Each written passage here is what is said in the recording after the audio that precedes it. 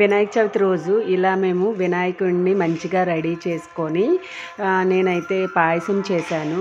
అలానే పులిహోర, next fruits అవి వాటితో డెకరేషన్ చేసి ఇలా విగ్రహానికి దండ వేసి ఇలా చేసాము. అది మార్నింగ్ అయిపోయింది. ఈవినింగ్ మా అపార్ట్మెంట్లో కూడా వినాయకుడిని తీసుకొస్తాం ప్రతి ఇయర్. ఇది మా అపార్ట్మెంట్ యొక్క విగ్రహము, ఓన్లీ మట్టి విగ్రహమే తీసుకొచ్చాము.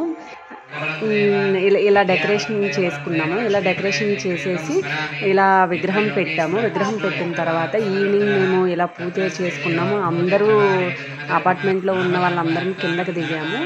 దిగిన తర్వాత అందరం కొంచెం కొంచెం ప్రసాదాలను కూడా తీసుకొని వస్తాం మేము.